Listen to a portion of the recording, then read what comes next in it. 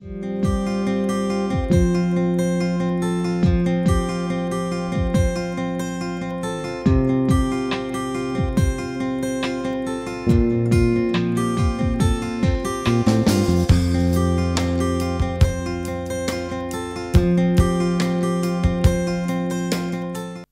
V. Muralidhar is serving as Head, Department of Mathematics, Mohammed Satak College of Arts and Science, Chennai. He has 23 years of teaching experience. He has attended 3 international and 5 national conferences. He was a resource person at the Mohammed Satak Teachers Training College in Chennai in 2012, where he spoke on History of Mathematical Genius Ramanujan. He was elected Academic Counselor, University of Madras during 2003-06. He has attended the Orientation and Refresher courses at the Academic Staff College, University of Madras. He specializes in stochastic modeling and has rich experience in discrete mathematics, operations research, statistical methods, and numerical analysis. Welcome to UGC lecture series. In the preceding session, we started with forecasting. We have defined different types of forecasting models and we have seen how it is applied in business and other areas. Today in this session, we start with another important type of forecasting called time series analysis. A time series is defined as a set of statistical observations arranged in chronological order. In other words, it is used to detect patterns of change in statistical informations over regular intervals of time, and these patterns are projected to arrive at an estimate for the future. For example, if we record the data relating to the population, per capita income, then prices, production, etc., then for the past 5 years, or you can also take for the past 110 years or some other time period. So, all these things denote the time series which are emerging, and we call these things as a very important time series.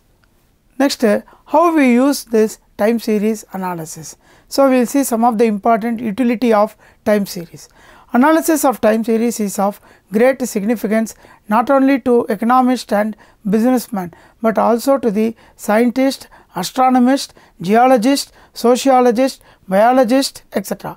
It helps in understanding the past behavior. It helps in planning future operations. It helps in evaluating current accomplishments. It facilitates comparison. Then we will see different components of a time series. See, fluctuations of time series are classified into 4 basic types of variations which superimposed and acting all in concert account for changes in the series over a period of time. Those 4 types of patterns, movements, are called components of a time series, and they are given as under. The first one is secular trend, second one is seasonal variation, third one is cyclic variations, and the last one is irregular variations. So, now we will see one by one. Another important note to be pointed out before going to the components are multiplicative model. See, a multiplicative model means in the traditional time series analysis, it is assumed that there is a multiplicative relationship between these 4 components. That is, it is assumed that any particular value in a series is the product of factors that can be attributed to the various components. Symbolically, we denote by y is equal to t into s into c into I, where y denotes the result of 4 elements, and t denotes a trend, s denotes a seasonal component, c denotes a cyclic component, and I denote a irregular component. In this multiplicative model, s, c and I are indexes expressed as decimal percents. In this model, it is assumed that these 4 components are due to different causes, but they are not necessarily independent and they can affect one another. Another important part is additive model. See, in this additive model, each observation of a time series can be expressed as sum of the 4 components, and we denote this by y is equal to t plus s plus c plus I. In this additive model, As usual, S, C and I are quantitative deviations about the trend that can be expressed as seasonal, cyclic and irregular in nature. Also, while the additive model may work well within the limits, it is doubtful if one can always rely on the independence of component that it assumes. Now, we will move to the another important component of time series analysis, that is secular trend. A secular trend is defined as steady movements over a long period of time, and these movements related to factors such as population change, technological progress and large scale shift in consumer taste. There are several sorts of trends, and some series increase slowly and some increase fast and others decrease at varying rates, and some remain relatively constant for long periods of time, and some after a period of growth or decline reverse themselves and enter a period of decline or growth. And these trends are divided into two heads. First one is linear trend and second one is nonlinear trend. Now, what are the significance of studying this trend analysis? The study of secular trends allows us to describe historical patterns. That is, we can use past trend to evaluate the success of a previous policy.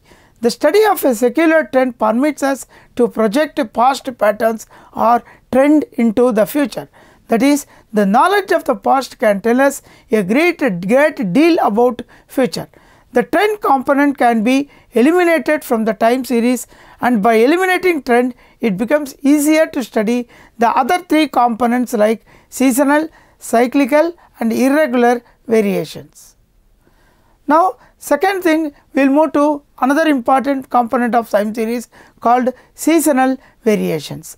See, seasonal variations, they are defined as periodic movements in business activity which occur regularly every year and have their origin in the nature of the year itself. In other words, it is a repetitive, recurrent pattern of change which occurs within a year or shorter time period. Every type of business activity is susceptible to seasonal influence to a greater or lesser degree, and as such these variations are regarded as normal phenomenon recurring every year. Seasonal variations is evident when the data are recorded at weekly or monthly or quarterly intervals. Although the amplitude of seasonal variations may vary, their period is fixed, being 1 year. As a result, seasonal variations do not appear in series of annual figures. What are the different factors that cause seasonal variations? Let us see some of the important factors. First one is climate and weather conditions. Changes in the climate and the weather conditions such as rainfall, humidity, heat, etc., they act on different products and industries differently. For example, during winter there is a great demand for woolen clothes, hot drinks, etc., whereas in summer cotton cloths, cold drinks have a great sale. Agriculture is another important field which is influenced very much by the climate, since the effect of climate is that there are generally two seasons in agriculture. First one is the growing seasons and the other one is harvesting seasons, and which directly affect the income of the farmer, which in turn affect the business community.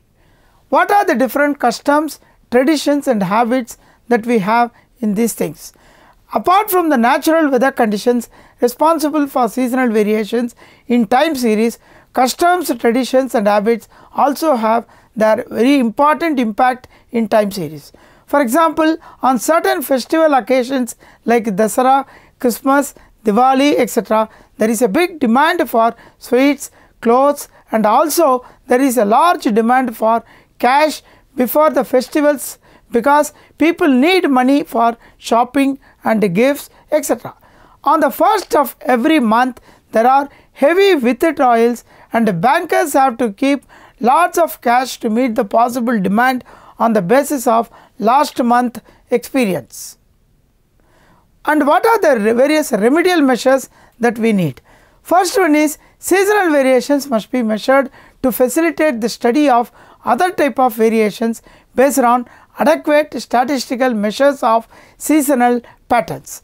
An actual knowledge of seasonal behavior is an aid in mitigating and ironing out seasonal movements through business policy. This may be done by introducing diversified products having different seasonal peaks, accumulating stocks in slack seasons in order to manufacture a more regular rate, cutting prices in slack seasons, and advertising off-seasonal use for the product. Seasonal indices are also helpful in scheduling purchases, inventory control, personal requirements, seasonal financing, and selling and advertising programs.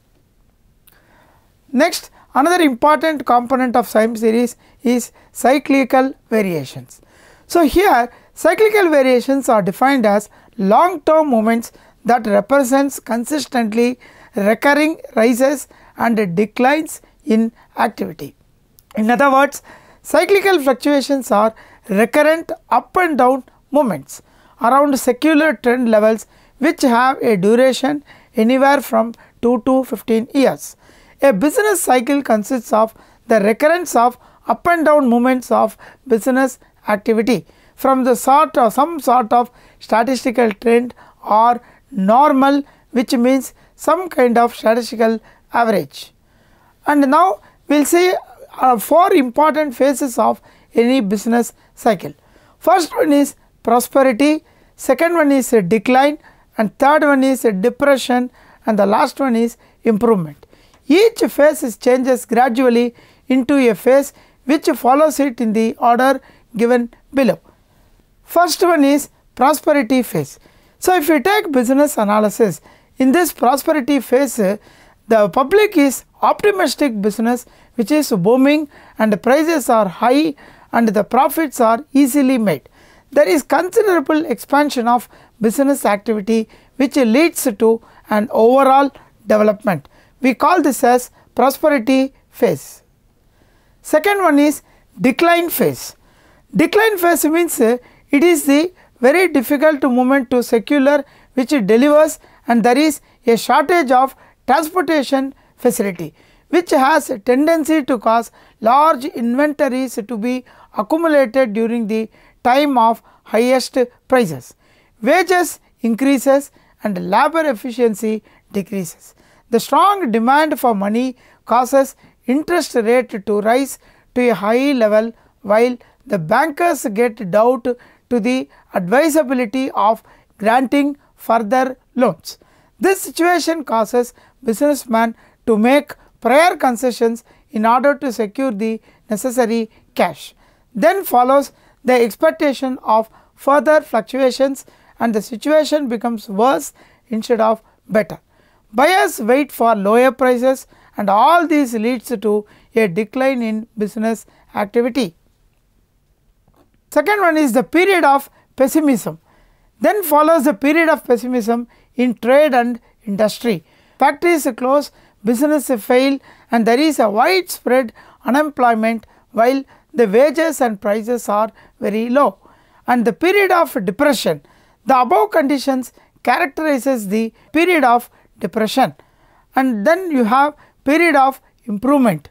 After a period of rigid economy, liquidation and reorganization, money accumulates and seeks a period of improvement or recovery. The improvement period generally develops into the prosperity period and a business cycle is completed. Then we have economics fluctuations. See, due to the trend moment of the different types of time series analysis, we have another important factor called economics fluctuations. Every business cycle, if you see, they do not show regular productivity. They differ widely in timing, amplitude and pattern, which makes their study very tough and tedious. Business cycle variations are mixed with erratic, random or irregular forces, which makes it impracticable to isolate separately the effects of cyclical and irregular forces. Then the last type of time series, that is irregular variations. Irregular variations, also called erratic, accidental, random variations, and variations are defined as the variations in business activity that do not repeat in a definite pattern. Irregular variations, they are caused because of the special occurrences as floods, earthquakes, strikes, sudden changes in demand, rapid technological progress, and wars. Then what are the preliminary adjustments that we make before analyzing any time series analysis? The first one is calendar variations. Vast proportion of important time series is available in a monthly form, but months of a calendar is variable time unit. In February month, we have number of days varying. Also in alternative months, we have the variations in the number of days in each month. The actual length of shortest month is about 10% less than that of the longest month, and if we take into account holidays and weekends, the variations may be even greater. Thus, the purpose of adjusting for calendar variations is to eliminate certain spurious differences which are caused by peculiarities of our calendar. The adjustments for calendar variations is made by dividing each monthly total by the number of days in the month or by the number of working days in that month, thus arriving at a daily average for each month. And what are the population changes that we have? Certain types of data call for adjustment for population changes, which is made by expressing the data on a per capita basis by dividing the original figures by the appropriate population totals. Changes in the size of population can easily distort comparisons of income, production, and consumption figures. For example, national income may be increasing every year after year, but per capita income may be declining because of greater pressure of the population. In such cases, to adjust the data for population changes, the data are expressed on a per capita basis by dividing the original figures by the appropriate population totals. And then we have price changes. What are the different types of price changes that we have? Prices are fluctuating, and it is necessary whenever we have a value series and are interested in quantity changes alone. Because of rising prices, the total sale proceeds may go up even when there is a fall in the number of units sold. For example, in 2014, 1000 units of commodity, that is the prices rupees 10 are sold. The total sale proceeds would be 1000 into 10 per each sold. So, you get totally rupees 10,000. Now, suppose in 2015 the price of commodity increases from rupees 10 to rupees 11, then if the sales do not decline, then the total sale proceeds will be 1000 into 11 rupees, that is rupees 11,000. This increase in sale proceeds, that is rupees 1000, is not due to increase in the demand of the commodity, but purely because of the rise in price from rupees 10 to rupees 11. Since the value is equal to price per unit multiplied by number of units sold, the effect of price changes can be eliminated by dividing each item in a value series by an appropriate price index. Now, how we compare the corresponding business analysis? So, we will see comparability. For more reliability and meaningful analysis of time series, it is necessary that the data are strictly comparable throughout the time period under investigation. For example, if we are observing a phenomenon over the last 25 years, the comparability may be observed by the differences in definition, geographical coverage, method adopted, and changes in the method of reporting, etc. If such a type of changes are not taken into account, the data cannot be strictly compared and its analysis would lead to wrong conclusions. Now, let us see another important measurements of trend. Whatever the trend we have seen so far, they denote only theoretical explanation. Now we will see how trends are measured. What are the different types of methods we have to measure the trend analysis? The first one is freehand or graphic method. The second one is semi-average method, and third one is moving average method, and the last one is the method of least squares. Now let us see each method separately. The first one is freehand or graphic method.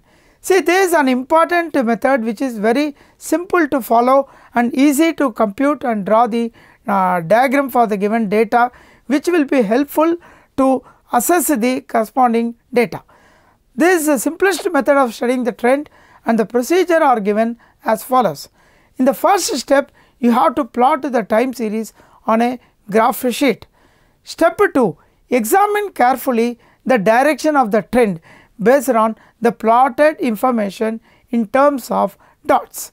And step 3, draw a straight line which will best fit to the data according to personal adjustment, and the line so drawn now shows the direction of the trend. And how you draw this trend, and what are the different conditions that you have to draw a trend line. First one is, trend line should be smooth, either it is a straight line or a combination of long gradual curves. Second one is, the sum of the vertical deviations from the trend of the annual observations above the trend should equal to the sum of the vertical deviations from the trend of the observations below the trend.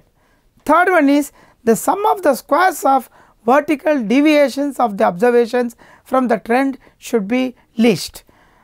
Then the trend should bisect the cycles so that the area above the trend equals the area below the trend, not only for the entire series but as much as possible for each of the full cycle.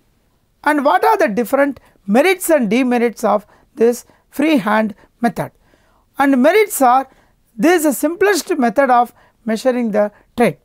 And second one is, this method is flexible in the sense that it can be used regardless of whether the trend is a straight line or a curve.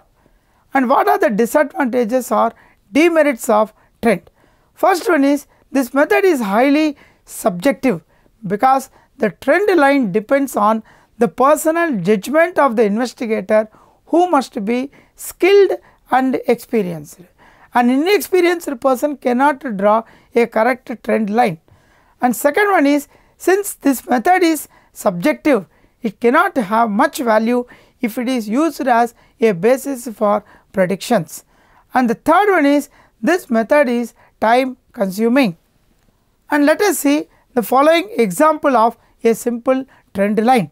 So in this data, on horizontal axis we are given the year from 1995 to 2000, and on the vertical analysis you are given the data with respect to the trend line. And if you take 1995, the trend value is 38, and if you take 1996, the trend value is 49, and if you take 1997, the trend value is 41. If you take 1998, the trend value is 58. If you take 1999, the trend value is 50. If you take 2000, the trend value is 60. And you have to plot each of these values with the corresponding year. For 1995 and 38, you should put a dot on the near the 40, which we call it as A. That AB denotes the straight line, and the corresponding point represents the values corresponding to each year in the graph. And let us see how the following example can be drawn for a trend line. Fit a trend line to the following data by the freehand method. So in this data we are given year from 2007 to 2015, and the corresponding production of steel is given. 2007 it is 20, 2008 it is 22, etc. up to 2015 it is 24. Now let us see how this can be drawn in the corresponding data.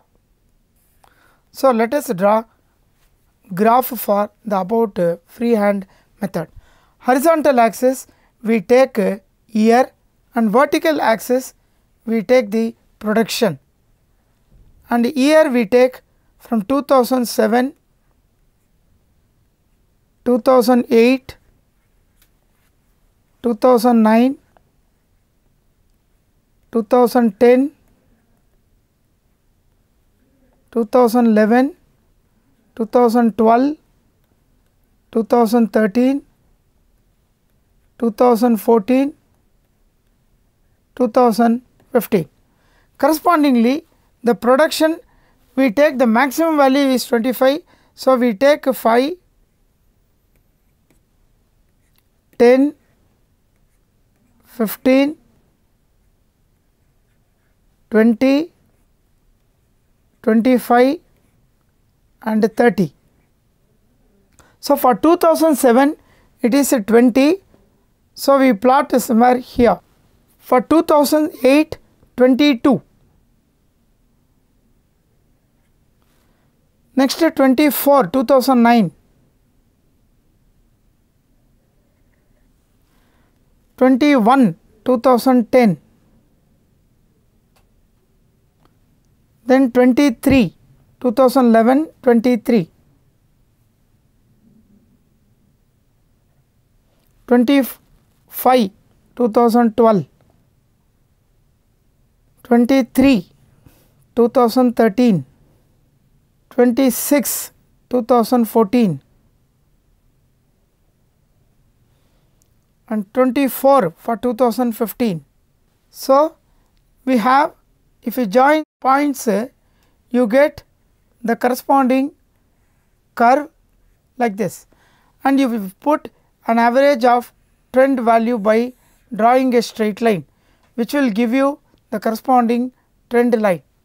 Now, let us summarize what we have done in the preceding session. So, first we have seen different components of time series analysis like secular trend, seasonal variations, cyclic variations and irregular variations, and then we have seen what are the different adjustments that we have to make before giving a trend analysis, and then we have seen how it is affecting the economics, how it is affecting the business forecasting, etc. And then we started with different types of trends, measurements of trends. First one, we have got a freehand method or graphic method, and second one is a semi average method, third one is moving average method, and the last one we have got what is called another important called a semi average method. Now, we have simple exercise problems. So, in the following two problems, first one you have to fit a trend line to the following data by the freehand method, and month you take on horizontal axis and corresponding sales you take on vertical axis. And when you are plotting in the graph, since the sales value, the maximum value is coming around 300, you can take the scaling to be each unit you take it as 50, 100, 150, 200, 250, 300, 350 like that. And the horizontal axis you take each unit you can give corresponding month. And for the second problem, you have to fit a trend line by freehand method. You are given the year from 2000 to 2007 and the corresponding production is given. So, here also year you can draw on horizontal axis and the corresponding production you can draw in the vertical axis. Here also for the plotting, since the maximum value is 500, you can take the scaling to be 100, 200, 300, 400, 500 in the vertical axis, and the horizontal axis each unit you can give corresponding year 2000, 2001 like that up to 2007, and if you plot these productions for each year you get the corresponding trend line. Thank you.